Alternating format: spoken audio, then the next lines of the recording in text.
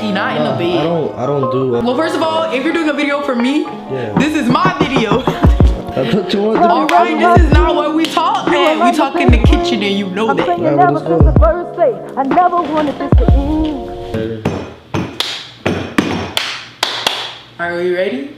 Okay guys, welcome back to Koryn Talks. I'm so sorry that I have not uploaded a video in a while. It's just that, I don't know, like, I want to be led to do stuff. Like, I want to make sure that it's God leading me to talk to you guys about things, and I have scriptures to back it up and everything. So make sure you like, comment, and subscribe to this page. Today, we're going to be talking about friendships. We're talking about friendships because we already touched on relationships and what you should be or how you should prepare yourself to be in a relationship. But let's talk about friendships just with anybody, your girlfriends that you go to school with, or just people in your everyday life. I read this devotional on the Bible app. I definitely recommend you guys getting the Bible app and reading devotionals. They're really dope. So yes guys, you can download the Bible app on your app store and they have devotionals for anything that you're going through. Just look it up and it'll give you a great little path to get through it. Okay, anyways, we're talking about friendships.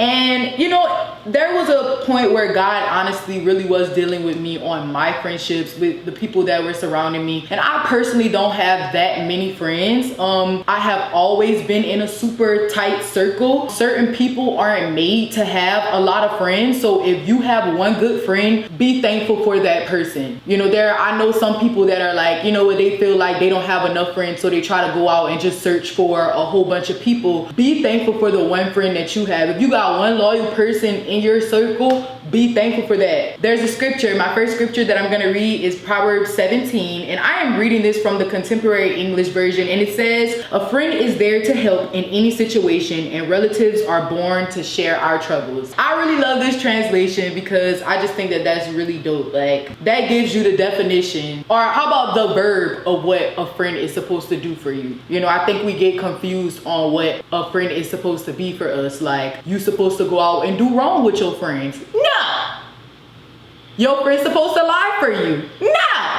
Your friend is not supposed to lie for you, honey. That's another thing. Don't y'all go out there getting y'all no friends that's gonna have y'all in some trouble, but I'm gonna tag on that later. But this scripture says a friend is there to help in any situation. Anything that you go through, your friend should be able to be there to help you. Now, this is low-key kind of like a guide to help you choose what kind of friends you should have in your circle, or even a reflection for you to look at your friends and see if this is what they are. And relatives are born to share our troubles. This is so true. I literally, like, my friends are my family. Like, my mom is honestly my best friend. I'm very tight-knit with my family, and listen, I don't like to tell everything in my family, but my mother and my aunt, they like to tell all the family business. So we will know what each other going through. But clearly they ain't working against the word, because it said the relatives are born to share the family trouble. So I'm gonna stop condemning them for that.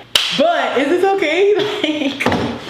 Keep going. So yes guys, friendships are important, and as we talked about in relationships, it's not good for man to be alone, and God definitely wants for us to have companionship. So that goes deeper than just somebody to date. He wants for us to have friends. Even God had friends, or excuse me, even Jesus had friends. All of his disciples, he would fellowship with them all the time. So, you know, he knows that it's not good for us to be alone. Even in this season, if you don't have a boyfriend or whatever, pray for God. It's not good to be alone, period. So if you don't have no friends, if you are completely just alone, that is not good. Pray for God to send you a good friend. Now, the next scripture that I'm going to read, Proverbs 27, just as iron sharpens iron, friends sharpen the minds of each other.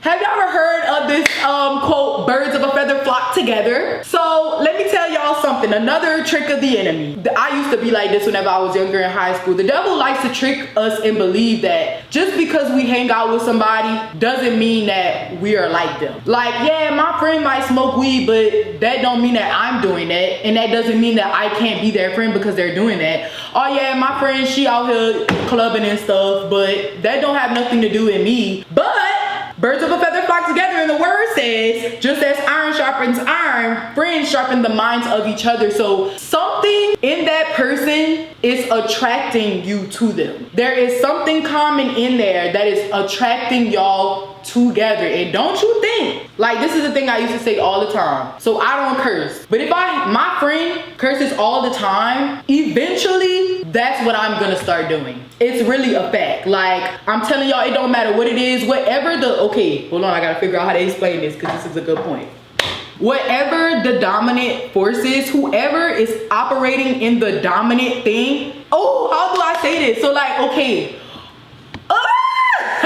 whatever is stronger in the other person will take over. So guess what? Either I'm gonna be a strong example and it's gonna cause you to feel convicted and change your ways, or whatever is on the inside of you is gonna compel me to move over. It's no way that it could be, oh, y'all just gonna separate. But it's no way that y'all can be together and one person not conform over to the other side. I had a friend from Germany, her name is Laura, shout out to her, baby, and y'all, I'm telling y'all, I hung out with her every single day and I could talk in a German accent because I hung out with her every day. Her accent was stronger than mine. So I started to use some of the same, hello, you understand what I'm saying? Like, using that. That's not funny. You stressing me out because I feel like I'm doing a bad job. No, you're doing a good job. My arm's just getting tired. Your arm getting tired, you want to take a break?